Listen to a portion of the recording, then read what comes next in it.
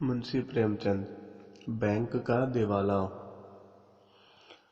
Lucknow national bank में दफ्तर में लाला साईदास आराम कुर्सी पर लेटे हुए शेयरों का भाव देख रहे थे और सोच रहे थे कि इस बार हिस्सेदारों को मुनाफा कहाँ से दिया जाएगा। चाय, कोयला या जूट से हिस्से खरीदने, चांदी सोने का रुई का सट्टा करने का इरादा करते, लेकिन नुकसान के भय से कुछ तय न कर पाते। नाज के व्यापार में इस बार बड़ा घाटा रहा। हिस्सेदारों के ढाढ़स के लिए हानि लाभ का कल्पित ब्यौरा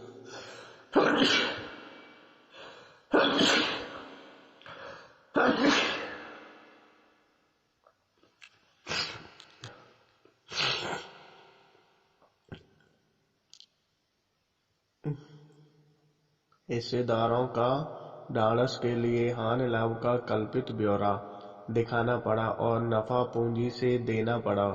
इससे फिर नाज के व्यापार में हाथ डालते ही कांपता था। पर रुपए को बेकार डाल रखना असंभव था। एक दिन में उसी कहीं न कहीं लगाने का उचित उपाय करना जरूरी था, क्योंकि डायरेक्टरों की तिमाही बैठक एक ही सप्ताह में होने वाली थी और यदि उस समय कोई निश्चय न हुआ तो आगे 3 महीने तक फिर कुछ न हो सकेगा और छमाही मुनाफे के बंटवारे के समय फिर वही फर्जी कार्रवाई करनी पड़ेगी, जिसको बार बार सहन करना बैंक के लिए कठिन है। बहुत देर तक इस उलझन में पड़े रहने के बाद साईदास ने घंटी बजाई। इस पर बगल के दूसरे कमरे से एक बंगाली बाबू ने सिर निकाल कर झांका। साईदास, ताजा स्टील कंपनी को एक पत्र लिख दीजिए कि अपना नया बैलेंस शीट भेज दें। बाबू उन लोगों को रुपया का गरज नहीं, चिट्ठी का जवाब नहीं देता। साईदार, अच्छा, नागपुर की स्वदेशी मिल को लिखिए। बाबू, उसका कारोबार अच्छा नहीं है। अभी उसके मजदूरों ने हड़ताल किया था, 2 महीने तक मिल बंद रहा। साईदास, अजी तो कहीं लिखो भी, तुम्हारी समझ में सारी दुनिया बेईमान से भरी है। बाबू, बाबा, लिखने को तो हम सब जगह लिख दें, मगर खाली लिख देने से तो कुछ लाभ नहीं होगा। लाला साईदास अपनी कुल प्रतिष्ठा और मर्यादा के कारण बैंक के मैनेजर डायरेक्टर हो गए थे, पर व्यावहारिक बातों से अपरिचित थे। यही बंगाली बाबू इनके सलाहकार थे और बाबू साहब को किसी कारखाने या कंपनी पर भरोसा न था। इन्हीं के अविश्वास के कारण पिछले साल बैंक का रुपया संदूक से बाहर न निकल सका था और अब वही रंग फिर दिखाई देता था। साईदास को इस कठिनाई से बचने का कोई उपाय न सूझता था। न इनकी हिम्मत थी कि अपने भरोसे किसी व्यापार में हाथ डाले। बेचैनों की दशा में उठकर कमरे में टहलने लगे कि दरबार ने आकर खबर दी, बरहल की महारानी की सवारी आई है। भाग दो। लाला साईदार चौंक पड़े। बरहल की महारानी को लखनऊ आए 3-4 दिन हुए थे और एक के मुंह से उन्हीं की चर्चा सुनाई देती थी। कोई उनके पहनावे पर मुग्ध था, कोई सुंदरता पर, कोई उनकी स्वच्छ वृत्ति पर, यहाँ तक कि उनकी दासियां और सिपाही आदि भी लोगों की चर्चा के पात्र बने हुए थे। रॉयल होटल के द्वार पर दर्शकों की भीड़ लगी रहती थी। कितने ही शौकीन, बेफिक्रे और इतने फरोश बजाजियात तम्बाकूगर का बेश धरकर उनका दर्शन कर चुके थे। जिधर से महारानी की सवारी निकल जाती, दर्शकों के ठठ लग जाते थे। वाह वाह क्या शान है।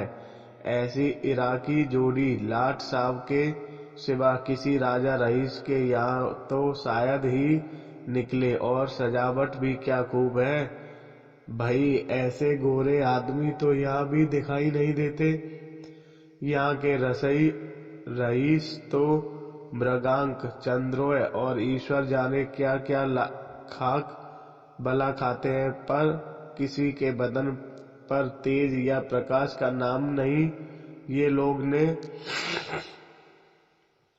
लोग न जाने क्या भोजन करते और किस कुएं का पानी पीते हैं कि जिसे देखिए ताजा सेब बना हुआ है। सब जलवायु का प्रभाव है। बहरहाल उत्तर दिशा में नेपाल के समीप अंग्रेजी राज्य में एक रियासत थी।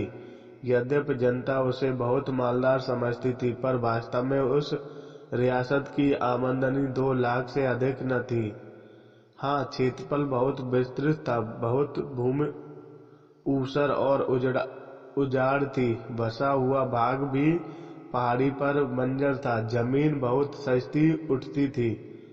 लाला शाहीदास ने तुरंत अलगनी से रेशमी जूट उतारकर पहन लिए और मेज पर आकर शान से बैठ गए, मानो राजा रानियों का यहाँ आना कोई साधारण बात है। दफ्तर के क्लर्क भी संभल गए। सारे बैंक में सन्नाटे की हलचल पैदा हो गई। दरबार ने पगड़ी संभाली, चौकीदार ने तलवार निकाली और अपने स्थान पर खड़ा हो गया। पंखा कुली की मीठी नींद भी टूटी और बंगाली बाबू महारानी के स्वागत के लिए दफ्तर से बाहर निकले। शाहीदास ने बाहरी ठाट तो बना लिया, किंतु चिंता, आशा और भय से चंचल हो रहा था। एक रानी ने व्यवहार करने का यह पहला ही अवसर था। घबराते थे कि बात करते बने या न बने। रईसों का मिजाज आसमान पर होता है। मालूम नहीं मैं बात करने में कहीं चूक जाऊं। उन्हें इस समय अपने में एक कमी मालूम हो रही थी। वह राजसी नियमों के अनभिज्ञ थे। उनका सम्मान किसी प्रकार करना चाहिए। उनसे बातें करने में किन बातों का ध्यान रखना चाहिए, उनकी मर्यादा रक्षा के लिए कितनी नम्रता उचित है, इस प्रकार के प्रश्न से वह बड़े असमंजस में पड़ हुए थे और जी चाहता था किसी तरह जिम्मेदारियों का रईसों से वह रुखाई और सफाई का बर्ताव किया करते थे और पढ़े लिखे सज्जनों से शील और शिष्टता का उन अवसरों पर उन्हें किसी विशेष विचार की आवश्यकता न होती थी। पर इस समय बड़ी परेशानी हो रही थी, जैसे कोई लंकाबाजी तिब्बत में आ गया हो, जहाँ के रस्म रिवाज और बातचीत का उसे ज्ञान न हो। एकाएक उनकी दृष्टि घड़ी पर पड़ी। तीसरे पहर के 4 बज चुके थे, परंतु घड़ी अभी दोपहर की नींद में मग्न थी। तारीख की सुई ने दौड़ में समय को भी मात कर दिया था। वह जल्दी से उठे कि घड़ी को ठीक कर दे। इतने में महारानी का कमरे में पदार्पण हुआ। शाहीदास ने घड़ी को छोड़ा और महारानी के निकट जा बगल में खड़े हो गए। निश्चय न कर सके कि हाथ मिलाएं या झुककर सलाम करें। रानी जी ने स्वयं हाथ बढ़ाकर उन्हें इस उलझन से छुटकारा दिलाया। जब कुर्सियों पर बैठे गए तो रानी के प्राइवेट सेक्रेटरी ने व्यवहार की बातचीत शुरू की। बहरहाल की पुरानी गाथा सुनाने के बाद उसने उन उन्नतियों का वर्णन किया जो रानी साहब के प्रयत्न से हुई थी। इस समय नहरों की एक शाखा निकालने के लिए 10 लाख रुपए की आवश्यकता थी, परंतु उन्होंने एक हिंदुस्तानी बैंक से ही व्यवहार करना अच्छा समझा। अब यह निर्णय नेशनल बैंक के हाथ में था कि वह इस अवसर से लाभ उठाना चाहते हैं या नहीं। बंगाली बाबू हम रुपया दे सकता है, मगर कागज पत्तर देखे बिना कुछ नहीं कर सकता। सेक्रेटरी आप कोई जमानत चाहते हैं? शाहीदार उदारता से बोले, महाशय जमानत के लिए आपकी जवानी काफी है। बंगाली बाबू, आपके पास रियासत का कोई हिसाब किताब है? लाला साईदार को अपने हेड क्लर्क का दुनियादारी का बर्ताव अच्छा न लगता था। वह इस समय उदारता के नशे में चूर थे। महारानी की सूरत ही पक्की जमानत थी। उनके सामने कागज और हिसाब का वर्णन करना बनियापन जान पड़ता था, जिससे अविश्वास की गंध आती थी। महिलाओं के सामने हम शील और संकोच के पुतले बन जाते हैं। साईदास बंगाली बाबू की ओर क्रूर कठोर दृष्टि देख कर बोले, कागजों की जांच कोई आवश्यक बात नहीं है, केवल हमको विश्वास होना चाहिए। बंगाली बाबू, डायरेक्टर लोग कभी न मांगेगा। साईदास, हमको इसकी परवाह नहीं, हम अपनी जिम्मेदारी पर रुपए दे सकते हैं। रानी ने साईदास की ओर कृतज्ञतापूर्ण दृष्टि से देखा। उनके होठों पर हल्की मुस्कुराहट दिखाई पड़ी। भाग 3। परंतु डायरेक्टरों ने हिसाब किताब आय व्यय देखना आवश्यक समझा और यह काम लाला साईदास के सिपुर्द हुआ, क्योंकि और किसी को अपने काम से फुर्सत न थी कि वह एक पूरे दफ्तर का मुआवजा करता। साईदास ने नियम पालन किया। 3-4 दिन तक हिसाब जांचते रहे, तब अपने इत्मीनान के अनुकूल रिपोर्ट लिखी। मामला तय हो गया, दस्तावेज लिखा गया, रुपए दे दिए गए। 9 रुपए सैकड़े ब्याज ठहरा। 3 साल तक बैंक ने कारोबार में अच्छी उन्नति हुई। 6ठे महीने बिना कहे सुने 35,000 रुपए की थैली दफ्तर में आ जाती थी। व्यवहारियों को 5 रुपए सैकड़े ब्याज दे दिया जाता था। हिस्सेदारों को 7 रुपए सैकड़े लाभ था। साईदास से सब लोग प्रसन्न थे। जब लोग उसकी सूझबूझ की प्रशंसा करते, यहाँ तक कि बंगाली बाबू भी धीरे धीरे उनके कायल होते जाते थे। साईदास उनसे कहा करते, बाबूजी, विश्वास संसार से न लुप्त हुआ है और न होगा। सत्य पर विश्वास रखना प्रत्येक मनुष्य का धर्म है। जिस मनुष्य के चित्त से विश्वास जाता रहता है, उसे मृतक समझना चाहिए। उसे जान पड़ता है, मैं चारों ओर शस्त्रों से घिरा हुआ हूँ।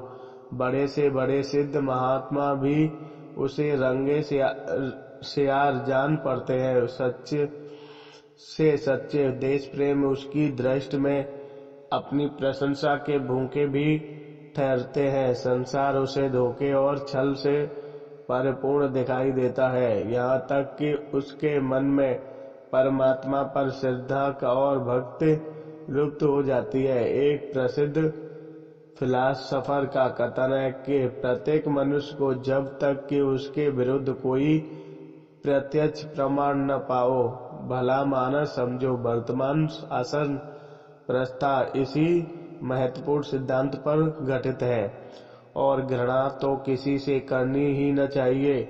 हमारी आत्माएं पवित्र हैं, उनसे घृणा करना परमात्मा से घृणा करने के समान है।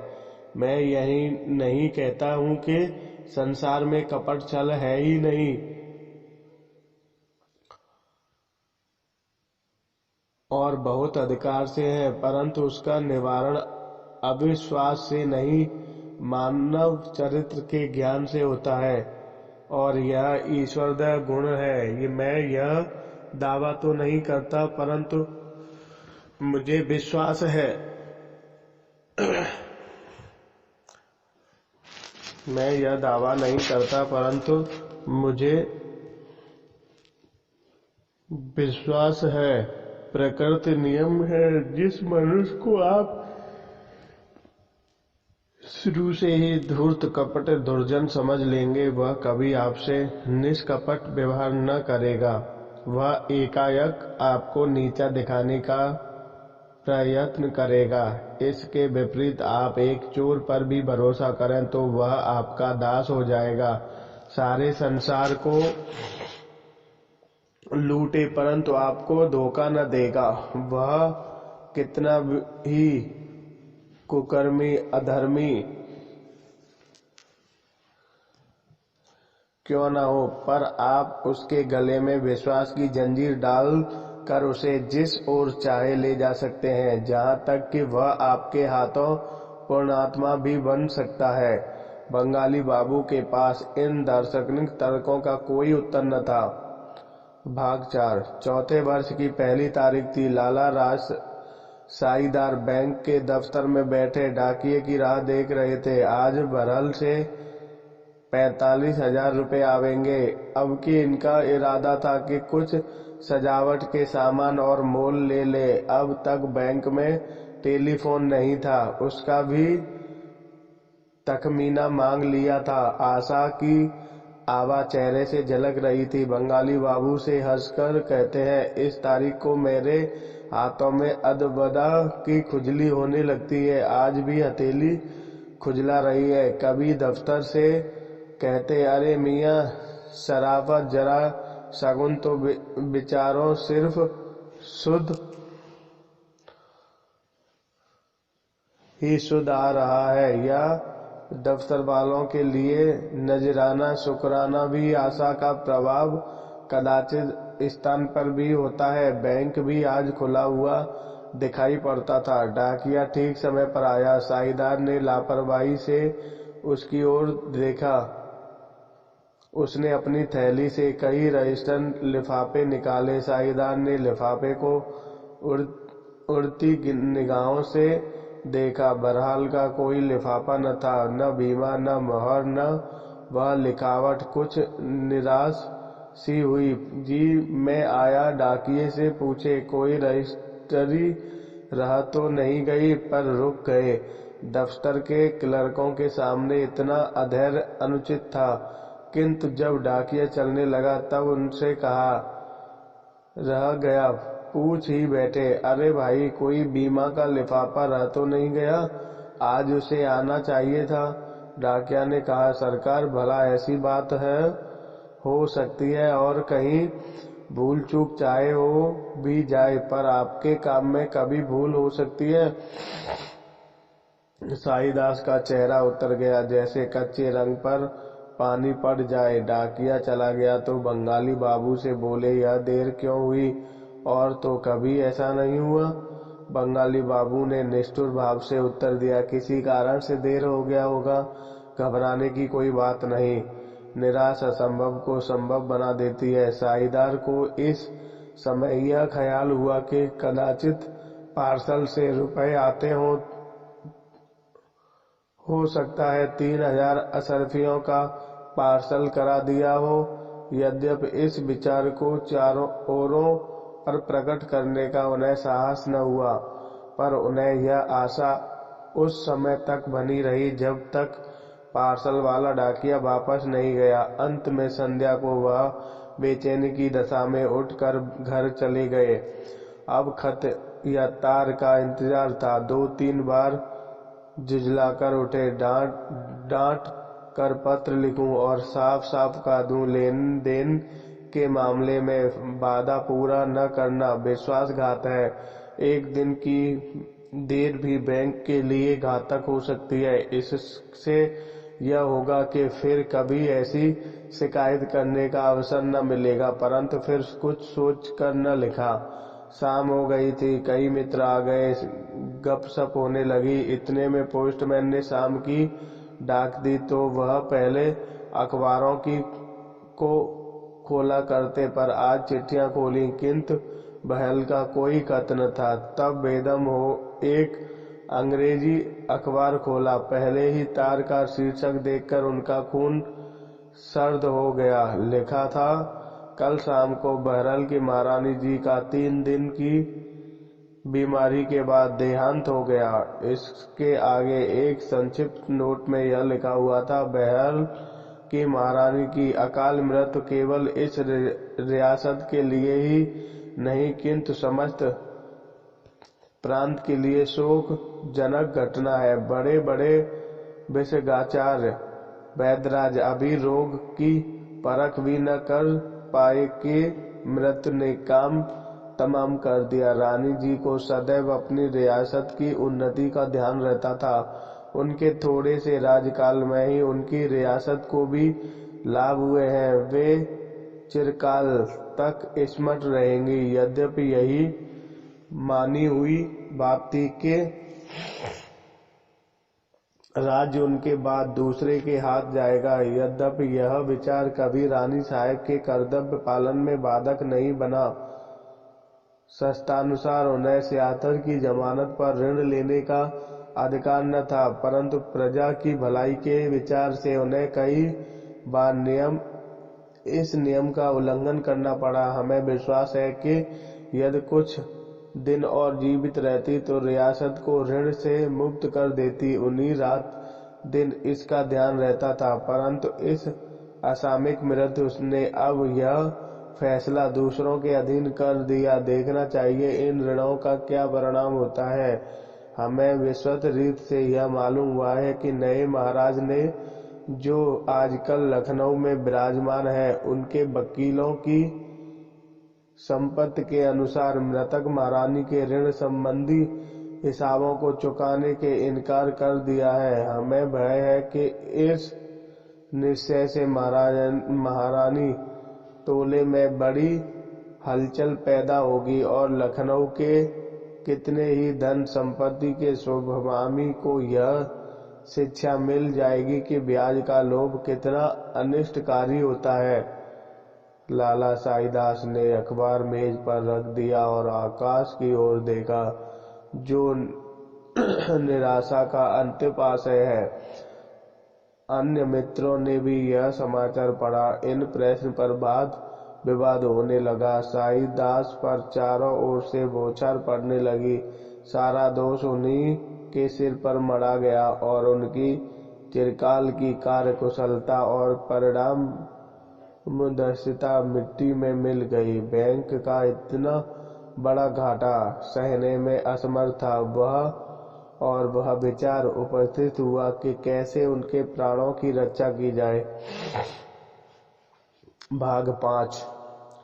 शहर में यह खबर फैलते ही लोग अपने रुपए वापस लेने के लिए आतुर हो गए। सुबह से शाम तक लेन देनों का तांता लगा रहता था। जिन लोगों का धन चालू हिसाब में जमा था, उन्होंने तुरंत निकाल लिया। कोई उज्र न सुना। यह उसी पत्र के लेख का फल था कि नेशनल बैंक की शाख उड़ गई। धीरज से काम लेते तो बैंक संभल जाता, परंतु आंधी और तूफान में कौन नौका स्थिर रह सकती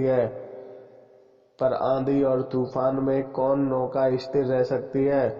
अतः मैं खजांची ने टाल उलट दिया। बैंक की नसों से इतनी रक्त धाराएं निकली कि वह प्राण रहित हो गया। 3 दिन बीत चुके थे। बैंक घर के सामने सहस्त्रों आदमियों एकत्र थे। बैंक के द्वार पर सशस्त्र सिपाहियों का पहरा था।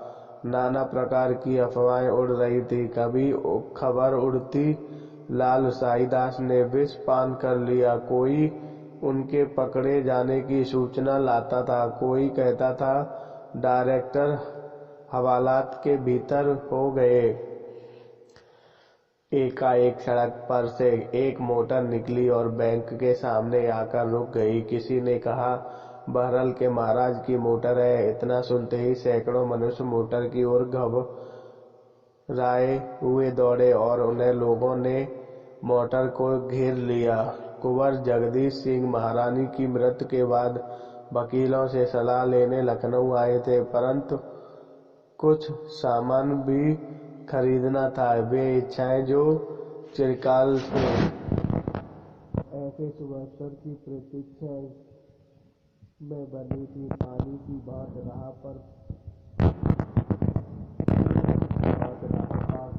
उबली पड़ती थी। यह मोटर आज ही ली गई थी, नगर में एक ओटी लेने की बातचीत हो रही थी। बहुमूल्य विलास वस्तुओं से लदी एक गाड़ी बहरल के लिए चल चुकी थी। यहाँ भीड़ देखी तो सोचा कोई नवीन नाटक होने वाला है। मोटर रोक दी। उतने में सैकड़ों की भीड़ लग गई। कुंवर साहब ने पूछा, यहाँ आप लोग क्यों जमा हैं? कोई तमाशा होने वाला है क्या? एक महाशय जो देखने में कोई बिगड़े रईस मालूम होते थे बोले, जी हाँ, बड़ा मजेदार तमाशा है। कुंवर, किसका तमाशा है यह? वह तकदीर का। कुंवर महाशय को यह उत्तर पाकर आश्चर्य तो हुआ, परंतु सुनते आए थे कि लखनऊ वाले बात निकाला करते हैं, अतः उसी ढंग से उत्तर देना आवश्यक हुआ। बोले, तकदीर का खेल देखने के लिए यहाँ आना तो आवश्यक नहीं। लखनवी महाशय ने कहा, आपका कहना सच है, लेकिन दूसरी जगह यह मजा कहाँ? यहाँ सुबह से शाम तक के बीच भाग्य ने कितनों को धनी से निर्धन और निर्धन से भिखारी बना दिया। सवेरे जो लोग महल में बैठे थे उन्हें इस समय वृक्ष की छाया भी नसीब नहीं। जिनके द्वार पर सदा वर्ष खुले थे उन्हें इस समय रोटियों के लाले पड़े हैं। अभी एक सप्ताह पहले जो लोग कालगत भाग्य के खेल पर समय के शेर को कवियों की उपमा समझते थे, इस समय उनकी आह और करुण हृदय वियोगी को भी लज्जित करता है। ऐसे तमाशा और कहाँ देखने को आवेंगे? कुंवर जनाब, आपने तो पहले ही को बड़ा गाढ़ा कर दिया। देहाती हूँ, मुझसे साधारण और तौर से बात कीजिए। इस पर एक सज्जन ने कहा, साहब, यह नेशनल बैंक है, इसका दिवाला निकल गया है। आदाब अर्ज, मुझे पहचाना? कुंवर साहब ने उनकी ओर देखा तो मोटर से कूद पड़े और उनसे हाथ मिलाते हुए बोले, अरे मिस्टर नसीम, तुम यहाँ कहाँ? भाई, तुमसे मिलकर बड़ा आनंद हुआ। मिस्टर नसीम कुंवर साहब के साथ देहरादून कॉलेज में पढ़ते थे। दोनों साथ साथ देहरादून की पहाड़ियों पर सैर करते थे, परंतु जब से कुंवर महाशय ने घर के झंझटों से विवश होकर कॉलेज छोड़ा, तब से दोनों मित्रों में भेंट न हुई थी। नसीम भी उनके आने के कुछ समय पीछे अपने घर लखनऊ चले आए थे। नसीम ने उत्तर दिया, शुक्र है आपने पहचान तो कही, अब तो बाहर है, कुछ दोस्त की भी सुध है। कुंवर सच कहता है, तुम्हारी याद हमेशा आया करती थी। कहो, आराम से तो हो? मैं रॉयल होटल में टिका हूँ, आज आओ तो इंतजाम से बातचीत हो। नसीम जनाब, इंतजाम तो नेशनल बैंक के साथ चला गया, अब तो रोजी की फिक्र सवार है। जो कुछ जमा पूंजी थी सब आपको भेंट हुई, इस दिवाले ने फकीर बना दिया। अब आपके दरवाजे पर आकर धरना दूंगा। कुंवर, तुम्हारा घर है, बेखटक आओ, मेरे साथ ही क्यों न चलो? क्या बतलाऊं, मुझे कुछ भी ध्यान न था कि मेरे इनकार करने का यह फल होगा। जान पड़ता है बैंक ने बहुत शेरों को तबाह कर दिया। नसीब, घर घर मातम छाया हुआ है, मेरे पास तो इन कपड़ों के सिवा और कुछ नहीं रहा। इतने में एक तिलकारी पंडित जी आ गए और बोले, साहब, आपके शरीर पर बस तो है, यहाँ तो धरती आकाश कहीं ठिकाना नहीं। राघोजी पाठशाला का अध्यापक हूँ, पाठशाला का सब धन इसी बैंक में जमा था। 50 विद्यार्थी इसी के सहारे संस्कृत पढ़ते और भोजन पाते थे। कल से पाठशाला बंद हो जाएगी। दूर दूर से विद्यार्थी हैं, वह अपने घर किसी तरह पहुँच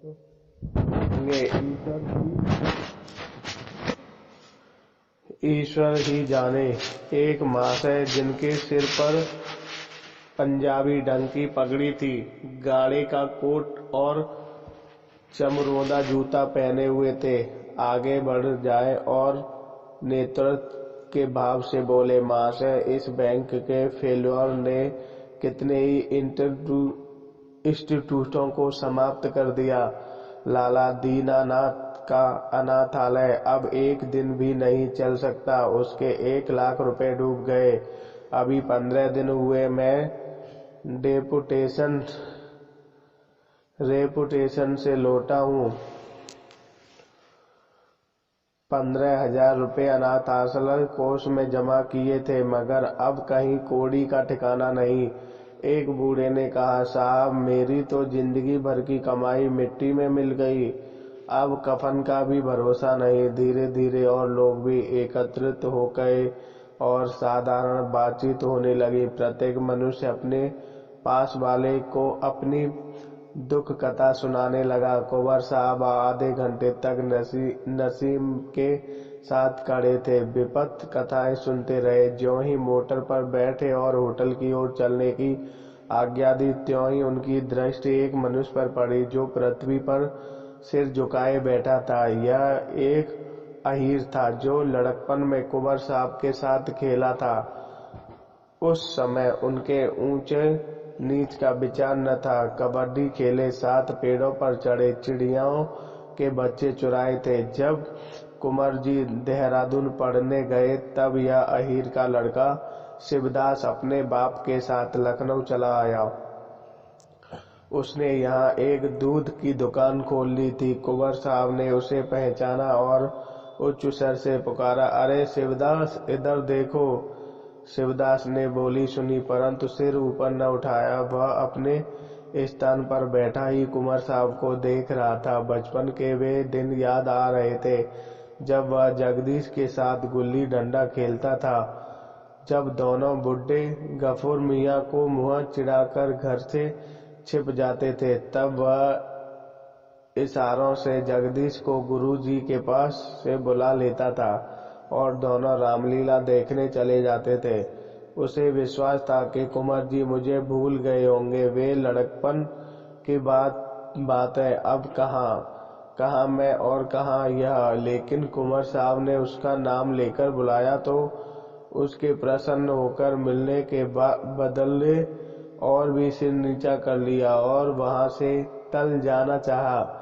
कुंवर साहब की सद्रता में वह साम्य भाव न था, मगर कुंवर साहब उसे हटलते देखकर मोटर से उतरे और उसका हाथ पकड़ लिया। बोले, अरे शिवदास, क्या मुझे भूल गए? अब शिवदास अपने मनोवेग को रोक न सका। उसके नेत्र डबका आए। कुंवर के गले से लिपट गया और बोला, भूला तो नहीं, पर आपका सामने आते लज्जा आती है। कुंवर, यहाँ दूध की दुकान करते हो क्या? मुझे मालूम ही न था। नहीं, अखबारों से पानी पीते पीते जुकाम क्यों होता? आओ, इस मोटर पर बैठ जाओ, मेरे साथ होटल तक चलो। तुमसे बातें करने को जी चाहता है। तुम्हें बरहल ले चलूंगा और एक बार फिर गुल्ली डंडे का खेल खेलेंगे। शिवदास, ऐसा न कीजिए, नहीं तो देखने वाले हंसेंगे। मैं होटल में आ जाऊंगा। वही हजरतगंज वाले होटल में ठहरे हैं न? कुंवर, हाँ, अवश्य आओगे ना? शिवदास, आप बुलाएं और मैं ना आऊं? कुंवर, यहाँ कैसे बैठे हो? दुकान तो चल रही है ना? शिवदास, आज सवेरे तक तो चलती थी, आगे का हाल नहीं मालूम। कुंवर, तुम्हारे रुपए भी बैंक में जमा थे क्या? शिवदास, जब आऊंगा तो बताऊंगा। कुंवर साहब मोटर पर आ बैठे और ड्राइवर से बोले, होटल की ओर चलो। ड्राइवर हुजूर ने व्हाइट वे कंपनी की दुकान पर चलने की आज्ञा जो दी थी। कुंवर, अब उधर न जाऊंगा। ड्राइवर, जेकम साहब बैरिस्टर के यहाँ भी न चलेंगे? कुंवर सुलझा कर, नहीं, कहीं मत चलो, मुझे सीधे होटल पहुँचाओ। निराश और विपत्ति के इन दृश्यों ने जगदीश सिंह के चित्त में यह प्रश्न उपस्थित कर दिया था कि अब मेरा क्या कर्तव्य है। भाग 6।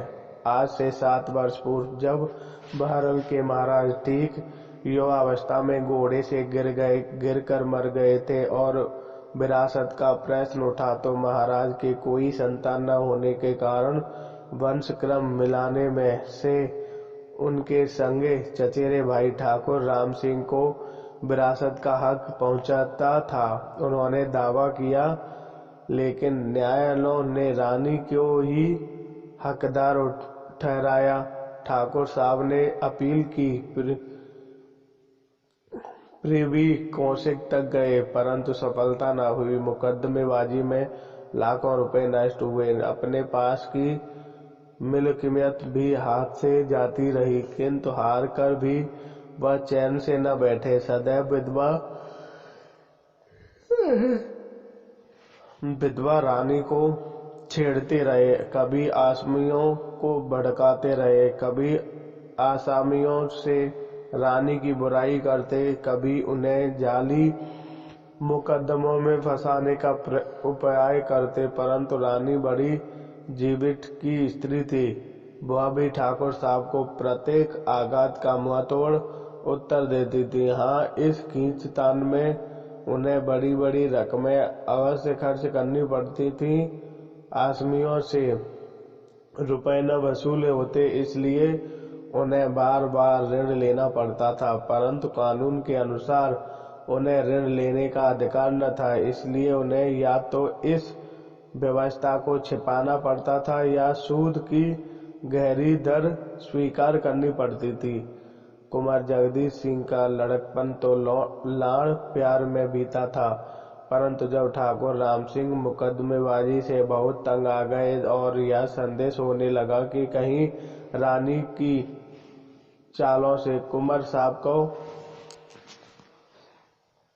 साहब को देहरादून भेज दिया। कुंवर साहब वहां 2 वर्ष तक तो आनंद से रहे, किंतु ज्यों ही कॉलेज की प्रथम श्रेणी में पहुंचे कि पिता परलोकवासी हो गए। कुंवर साहब को पढ़ाई छोड़नी पड़ी, बहरहाल चले आए।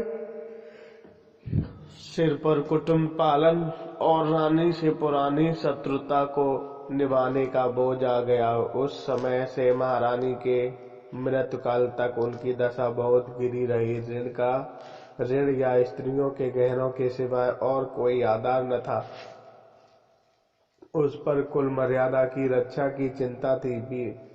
ये 3 वर्ष तक उनके लिए कठिन परीक्षा के समय थे। आए दिन साहूकारों से काम पड़ता था। उनके निर्णय बाणों से कलेजा छिन गया। हाकिमों के कठोर व्यवहार और अत्याचार भी सहने पड़ते, परंतु सबसे हृदय विदारक अपने आत्मीयजनों का बर्ताव था, जो सामने बात न करके बगली चोट करते थे।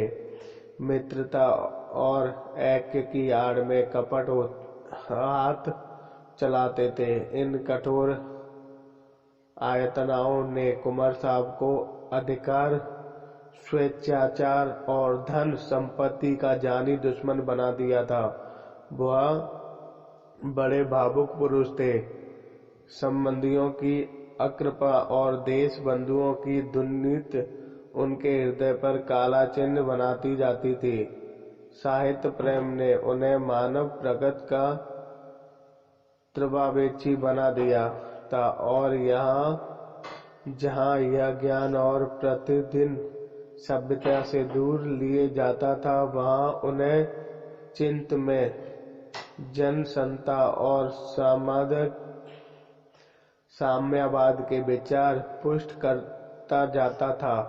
उन पर प्रकट हो गया था कि यदि सद्व्यवहार जीवित ही तो यह झोंपना और गरीबों में ही है।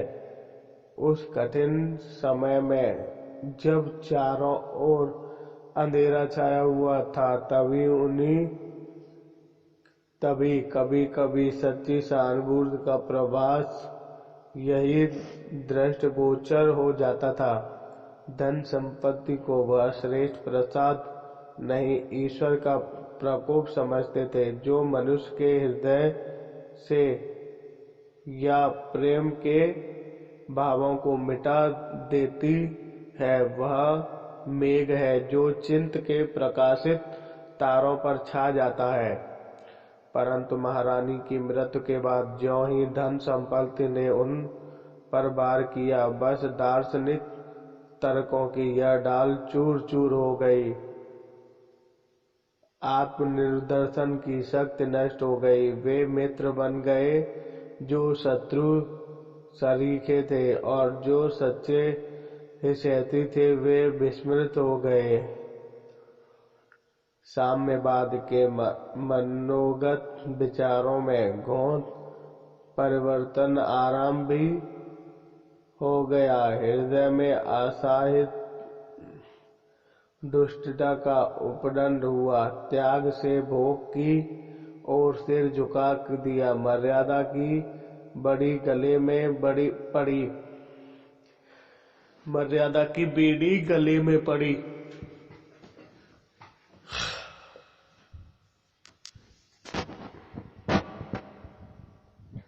अधिकारी जिन्हें देखकर उनके तेवर बदल जाते थे, अब उनके सलाहकार बन गए। दीनता और दरिद्रता को जिनसे उन्हें सच्ची सहानुभूति थी, देखकर अब वह आंखें मूंद लेते थे। इनमें संदेह नहीं कि कुंवर साहब अब भी साम्यवाद के भक्त थे, किंतु उन विचारों के प्रकट करने में वह पहले से ही स्वतंत्रता न थी। विचार अब व्यवहार से डरता था। उन्हें कथन को कार्य रूप में परिणत करने का अवसर प्राप्त था। अब कार्य क्षेत्र कठिनाइयों से घिरा हुआ था।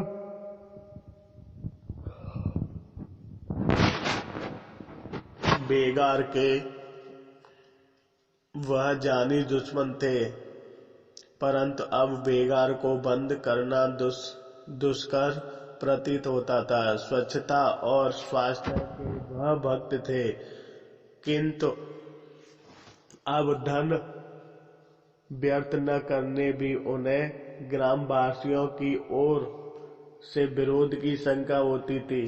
आसामियों से पोत उगाहने में कठोर बर्ताव को वह पाप समझते थे, मगर अब कठोरता के बिना काम चलता न पड़ा। जान पड़ता था संसार यह के कितने ही सिद्धांत जिन पर पहले उनकी श्रद्धा थी, अब असंग मालूम होते हैं। परंतु आज जो दुखजनक दृश्य बैंक के हाथे में नजर आया, तो उन्होंने उनके दया भाव को जागृत कर दिया। उस मनुष्य की सी दशा हो गई जो नौका में बैठा सुरभ्य तट की शोभा का आनंद उठाता हुआ किसी शमशान के सामने आ जाने, चिंता पर लाशें जलती देखे, शोक संतों के करुण क्रंदन को सुने और नाव से उतरकर उसके दुखों में सम्मानित हो जाए। रात के 10 बज गए थे। कुंवर साहब पलंग पर लेटे थे। बैंक के बैंक का हाथे का दृश्य आंखों के सामने नाच रहा था। वही विलाप ध्वनि कानों में आ रही थी। चित्त में प्रश्न हो रहा था, क्या इस विडंबना का कारण मैं ही हूँ? मैंने तो वही किया जिसका मुझे कानूनी अधिकार था, या बैंक के संचालकों की भूल है कि जो उन्होंने बिना पूरी जमानत के किसी को इतनी रकम दर्ज कर दी? लेना देना तो उन्हीं की गर्दन नापनी चाहिए। क्यों कोई खुदाई फौजदार नहीं हूँ कि दूसरों की नादानी का फल भोगूं? फिर विचार पलटा। मैं नाहक इस होटल में ठहरा। 40 रुपए प्रतिदिन देने पड़ेंगे। कोई 400 रुपए के मत्थे जाएंगे। इतना सामान भी व्यर्थ ही लिया। क्या आवश्यक थी? मखमली गद्दे की कुर्सियों का शीशे की सजावट से मेरा गौरव नहीं चढ़ सकता। कोई साधारण मकान 5 रुपए पर ले लेता तो क्या काम न चलता? और मैं और साथ के सब आदमी आसान से रहते। यही न होता कि लोग निंदा करते। इनकी क्या चिंता? जिन लोगों ने मत्थे यह डांट कर रहा हूँ, वे गरीब तो रोटियां को तरसते हैं। ये ही 10-12 हजार रुपए लगाकर कुएं बनवा देता तो सहस्त्रों दीनों का भला होता। अब फिर लोग के चकमे में न आऊंगा। यहाँ मोटर कार व्यर्थ न। मेरा समय इतना महंगा नहीं है कि आध घंटे की किफायत के लिए 200 रुपये महीने का खर्चा बढ़ा लूं। फाका करने वाले असामियों के जमाने मोटर दौड़ाना और उनकी छातियों पर मूंग दलना नाम ही वे रोब में आ जाएंगे। जिधर से निकल जाऊंगा सैकड़ों स्त्रियां और बच्चे देखने के लिए खड़े हो जाएंगे, मगर केवल दूसरे इतने ही दिखाने वे के लिए इतना खर्च बढ़ाना मूर्खता है। यदि दूसरे रईस ऐसा करते हैं तो करें, मैं उनकी बर्बादी क्यों करूं। अब तक 2000 रुपये सालाना है मेरा निर्वाह हो जाता था। अब 2 के बदले 4000 बहुत है। फिर मुझे दूसरों की कमाई इस प्रकार उड़ाने का अधिकार ही क्या है। मैं कोई उद्योग धंधा, कोई कारोबार नहीं करता जिसका यह नफा हो। यदि मेरे पुरखों ने अठधर्मी जबरदस्ती से इलाका अपने हाथों में कर लिया तो तुम्हें इनके लूट में शरीक होने का क्या अधिकार है। जो लोग परिश्रम करते हैं उन्हें अपने परिश्रम का पूरा फल मिलना चाहिए। राज्य उन्हें केवल दूसरों के कठोर हाथों से बचाता है। इस सेवा का उचित मुआवजा मिलना चाहिए। बस मैं तो राज्य की ओर से यह मुआवजा वसूल करने के लिए नियम हूँ। इसके सिवा न गरीब की कमाई, न मेरा और कोई भाग नहीं। बेचार दीन है, मूर्ख है, बेजुबान है। इस समय हम उन्हें चाहे जितना सता लें, इन्हें अपने स्वत्व का ज्ञान नहीं है, अपने महत्व का नहीं समझता। पर एक समय ऐसा अवश्य आएगा जब इनके मुंह में भी जुबान होगी। इन्हें भी अपने अधिकारों का ज्ञान होगा। जब हमारी दशा बुरी होगी, ये लोग विलास मुझे अपने आश्रमों से दूर किए देते हैं। मेरी भलाई इसी में है कि इन्हीं में रहूं, इन्हीं की भांति जीवन निर्वाह और इन्हीं की सहायता करूं। कोई छोटी मोटी रकम होती तो कहला लाओ, जिस सिर पर बहुत भार है। उसी तरह यह भी सही फूल के अलावा कई 1000 रुपये दूध के अलग हुए। फिर महाजनों के भी 3 लाख रुपये है। रियासत की आमदनी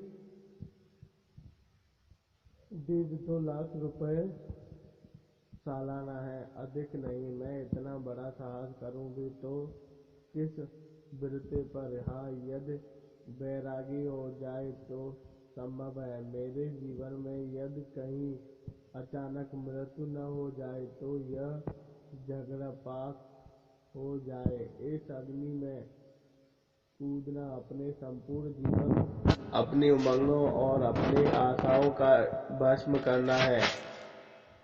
ओह, इन दिनों की प्रतिज्ञा मैंने क्या क्या कष्ट नहीं भोगे।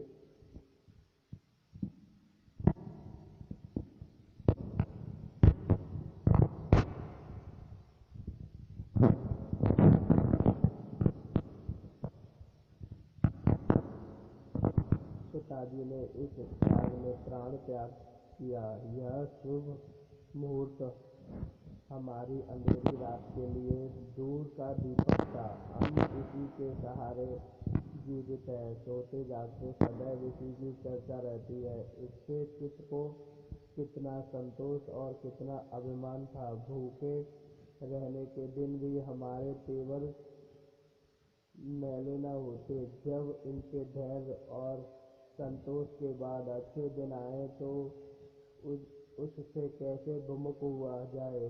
फिर अपनी ही चिंता को तो नहीं, रियासत की उन्नति की कितना भी स्कीम सोच चुका हूँ। क्या अपनी इच्छाओं के साथ उन विचारों को भी त्याग दूँ?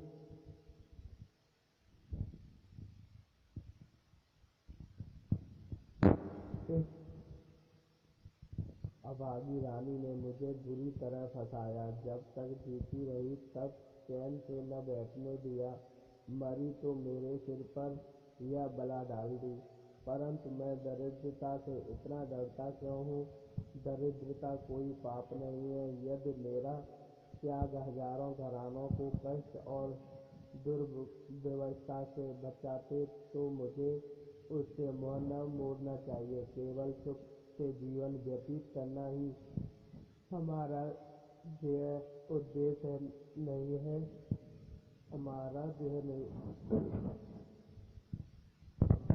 हमारी मान प्रतिष्ठा और कीर्ति सुख भोग ही से तो नहीं हुआ करती। राज मंदिरों में रहने वालों और विलास में राणा प्रताप को कौन जानता है? यह उनका आत्म समर्पण और कठिन व्रत पालन ही है जिससे उन्हें हमारी जात का सूर्य बना दिया है। श्री रामचंद्र ने यही अपना जीवन सुख भोग में बिताया होता तो आज हम उनका नाम भी न जानते। उनके आत्म बलिदान ने ही उन्हें अमर बना दिया। हमारी प्रतिष्ठा धन और विलास पर अवलंबित नहीं है। मैं मोटर पर सवार हुआ तो क्या, और ऊँट पर चढ़ा तो क्या, होटल में ठहरा तो क्या, और किसी मामूली घर ठहरता तो क्या। बहुत लोग ताल्लुकेदार लोग मेरी हंसी उड़ावेंगे, इसकी परवाह नहीं। मैं तो हृदय से चाहता हूँ कि उन लोगों से अलग अलग रहूँ। यदि इतनी निंदा से सैकड़ों परिवार का भला हो जाए तो मैं मनुष्य नहीं। यदि प्रसन्नता से उन्हें सहन न करूँ, यदि अपने घोड़े और फिक्शन और शौक और शिकार, नौकर चाकर और स्वास्थ्य साधक हित मित्रों से रहित होकर मैं सह अमीर गरीब कुटुंबों का, विधवाओं अनाथ का भला कर सकूं तो मुझे इससे कदापि विलंब न करना चाहिए। सहस्र परिवारों के भाग्य इस समय मेरी मुट्ठी में है। मेरा सुख भोग उनके लिए विष और मेरा आत्म संयम उनके लिए अमृत है। मैं अमृत बन सकता हूँ, विष क्यों बनूँ? और फिर इसे आत्म त्याग समझना भी मेरी भूल है। यह एक संयोग है कि मैं आज इस जायदाद का अधिकारी हूँ। मैंने उसे कमाया नहीं, उसके लिए रक्त नहीं बहाया, न पसीना बहाया। यदि वह जायदाद मुझे न मिली होती तो मैं सहस्र दीन भाइयों की भांति आज जीविकोपार्जन में लगा रहता। मैं क्यों न भूल जाऊं कि मैं इस राज्य का स्वामी हूँ। ऐसे ही अवसरों पर मनुष्य की परख होती है। मैंने पुस्तकालयों किया, वर्षों परोपकार के सिद्धांतों का अनुयायी रहा। यदि इस समय उन सिद्धांतों को भूल जाऊं, स्वास्थ्य को मनुष्यता और सदाचार से बढ़ने दूं तो वस्तु यह मेरी अत्यंत कार्यरता और स्वार्थ परत होगी। भला स्वास्थ्य साधन की दशा के लिए गीता मिल एमर्सन और अरस्तु का शिष्य बनने की क्या आवश्यक थी?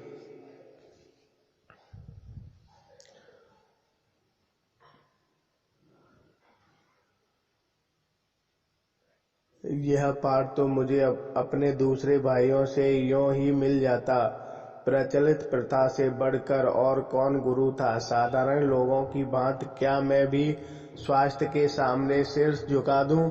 तो फिर विशेषता क्या रही। नहीं, मैं नानशंक विवेक बुद्धि का खून न कहूँगा। जहाँ पुण्य कर सकता हूँ पाप न करूँगा। परमात्मा तुम ही मेरी सहायता करो। तुमने मुझे राजपूत घर में जन्म दिया है, मेरे कर्म से इस महान जाति को लज्जित न करो। नहीं, कदापि नहीं। यह गर्दन स्वास्थ्य के सम्मुख न झुकेगी। मैं राम, भीष्म और प्रताप का वंशज हूँ, शरीक सेवक न बनूंगा।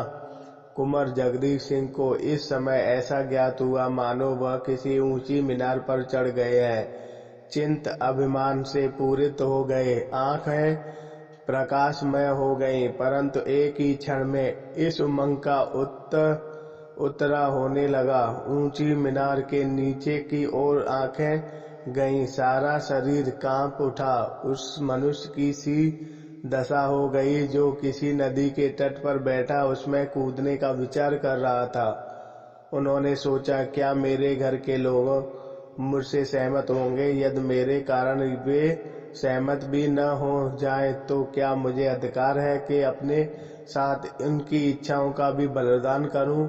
और तो और माताजी कभी न मानेंगी और कदाचित भाई लोग भी अस्वीकार करेंगे। रियासत की हैसियत को देखते हुए वे कम से कम 10,000 सालाना के हिस्सेदार हैं और उसके भाग में किसी प्रकार का हस्तक्षेप नहीं कर सकता। मैं केवल अपना मालिक हूँ, परंतु मैं भी तो अकेला नहीं हूँ। सावित्री स्वयं चाहे मेरे साथ आग में कूदने को तैयार हो, किंतु अपने प्यारे पुत्र को इस आंच के समीप कदापि न आने देगी।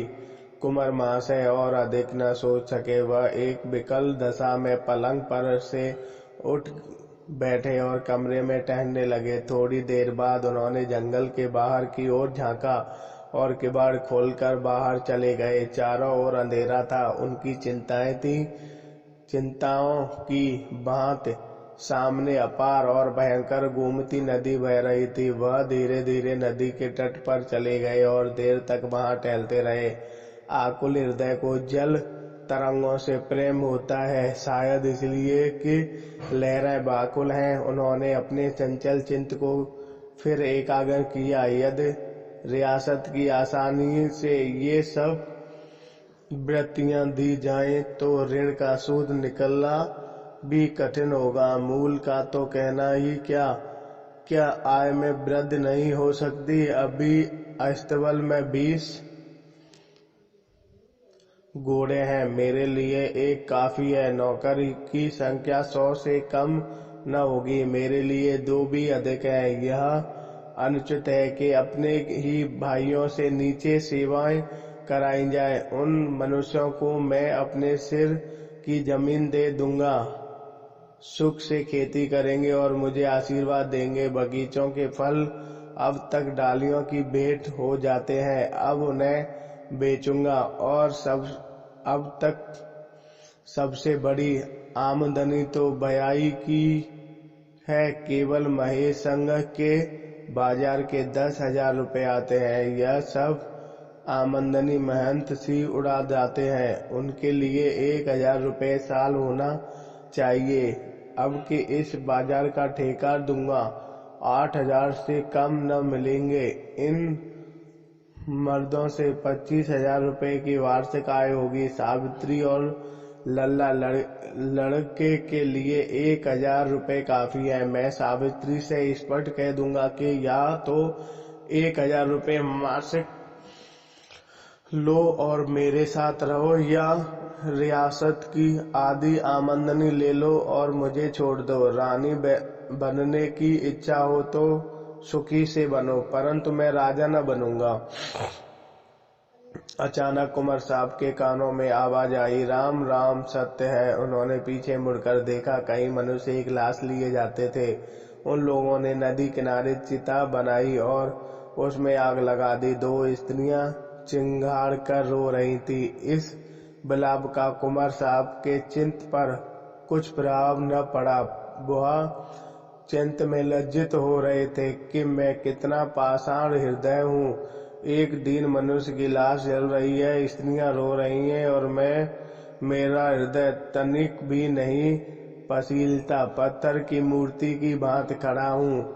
एक बारीक स्त्री ने रोते हुए कहा, हाय मेरे राजा, तुम्हें विष कैसे मीठा लगा। यह हृदय विदारक विलाप सुनते ही कुंवर साहब के चित्त में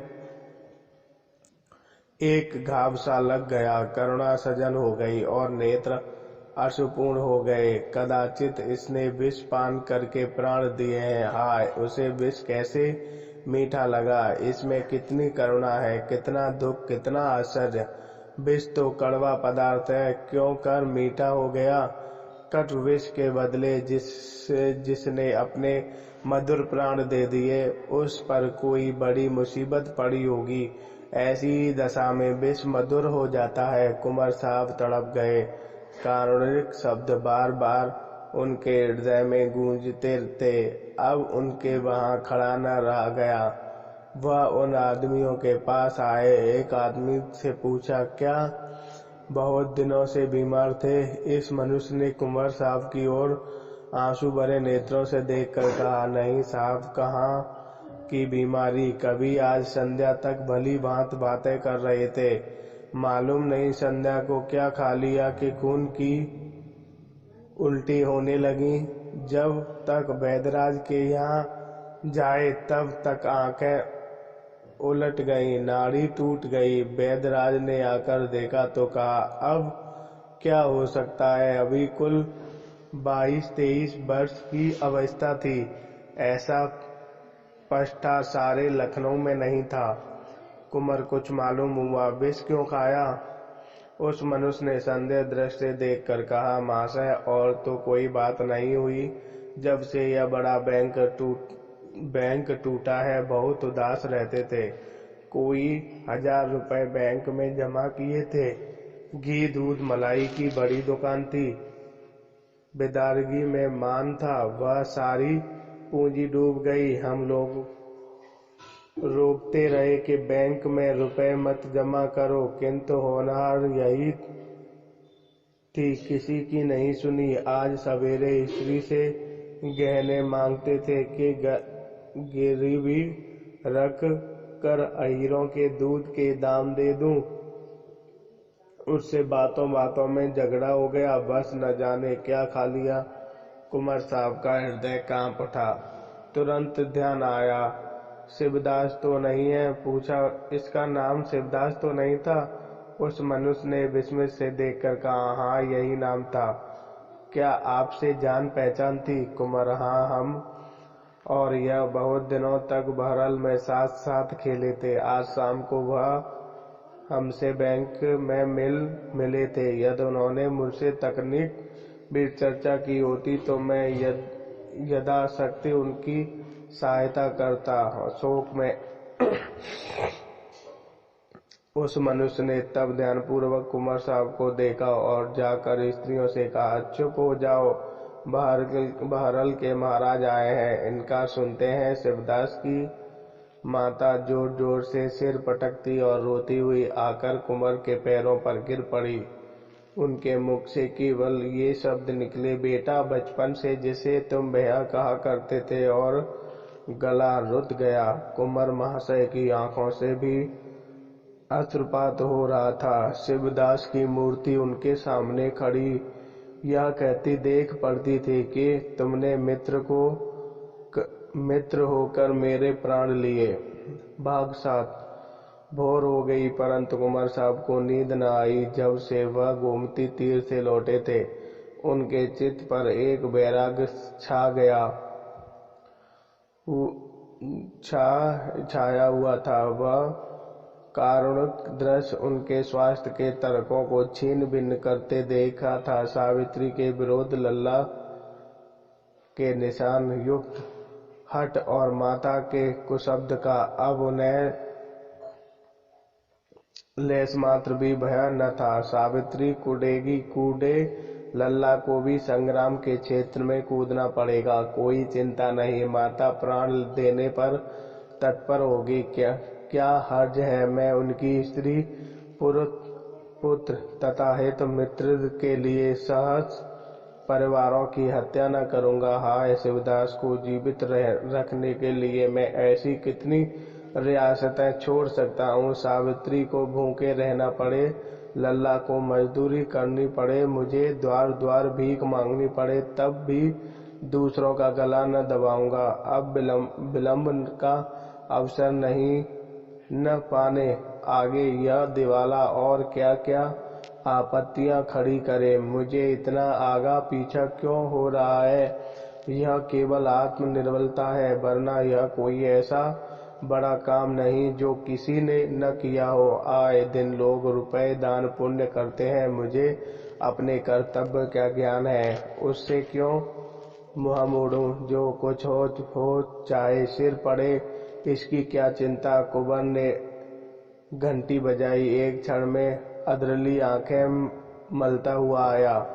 कुंवर साहब बोले, अभी कब बैरिस्टर के पास जाकर मेरा सलाम दो। जाग गए होंगे, कहना जरूरी काम है। नहीं, यह पत्र लेते जाओ, मोटर तैयार करा लो। बाघाट। मिस्टर जेबक ने कुंवर साहब को बहुत समझाया कि आप इस दलदल में न पड़ें, नहीं तो निकलना कठिन हो जाएगा। मालूम नहीं कभी कितनी ऐसी रकमें हैं जिनका आपको पता नहीं है, परंतु चित्त में दृढ़ हो जाने वाला निश्चय चुने का फर्ज है। जिसको आपत्ति के थप्पड़ और भी पुष्ट कर देते हैं। कुंवर साहब अपने निश्चय पर दृढ़ रहे। दूसरे दिन समाचार पत्रों में छपवा दिया कि मृत महारानी पर जितना कर्ज है वह हम सकारते हैं और नियम समय के भीतर चुका देंगे।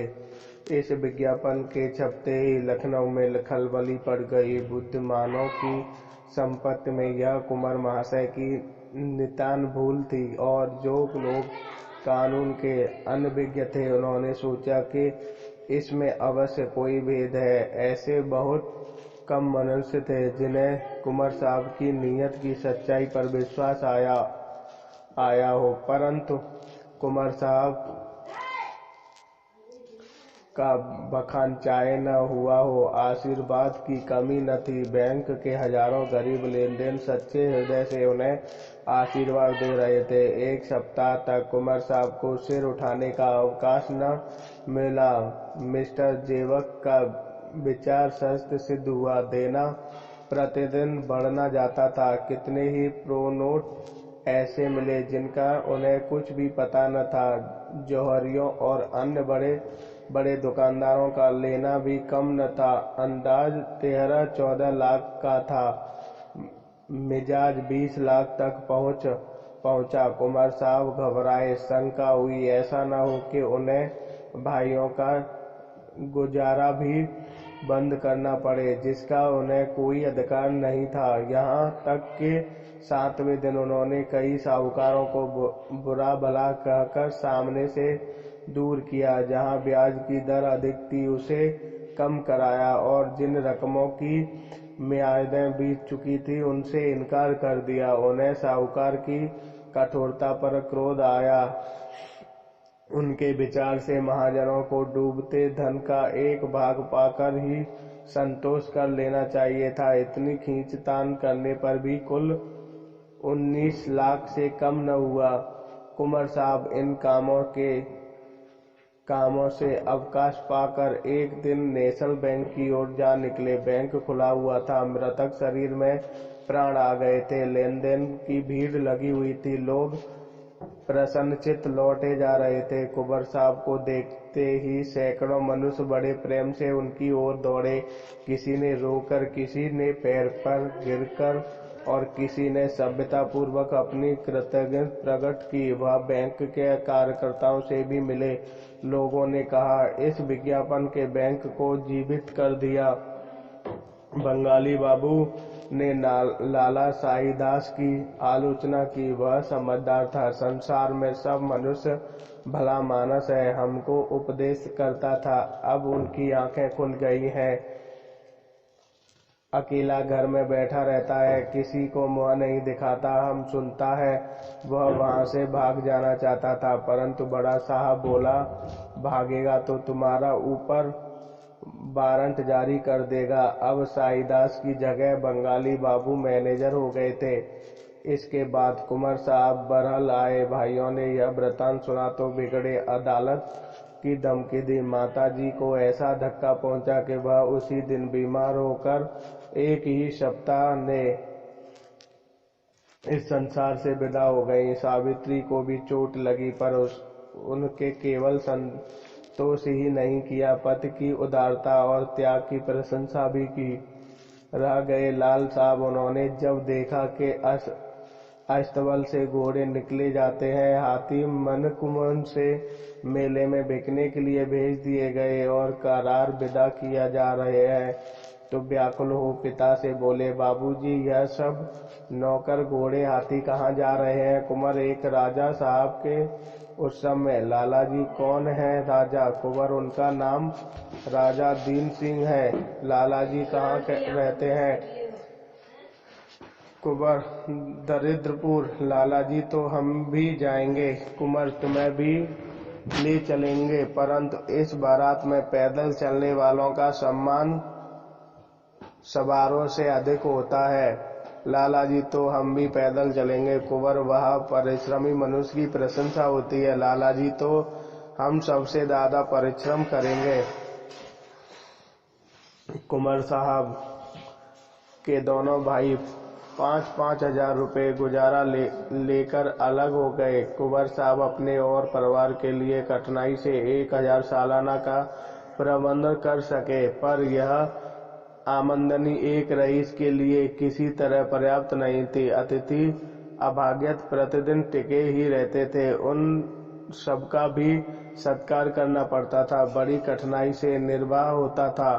इधर एक वर्षे शिवदास के कुटुंब का भार भी सिर पर पड़ा, परंतु कुंवर साहब कभी अपने निश्चय पर शौक नहीं करते। उन्हें कभी किसी से चिंतित नहीं देखा। उनका मुखमंडल धैर्य और सच्चे अभिमान से सदैव प्रकाशित रहता है।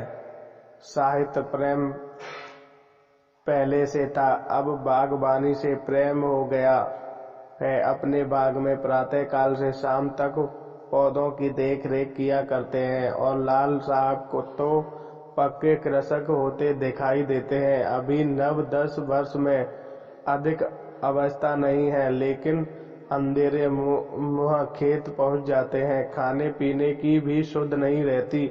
उनका घोड़ा मौजूद है, परंतु महीनों उस पर नहीं चढ़ते। उनकी यह धुन देखकर कुंवर साहब प्रसन्न होते हैं और कहा करते हैं, रियासत के भविष्य की ओर से निश्चित हूँ। लाल साहिब कभी इस पाठ को न भूलेंगे। घर में संपत्ति होती तो सुख भोग शिकार दुराचार के सिवा और क्या सूझता। संपत्ति बेचकर हमने परिश्रम और संतोष खरीदा, और यह सौदा बुरा नहीं। सावित्री इतनी संतोषी नहीं।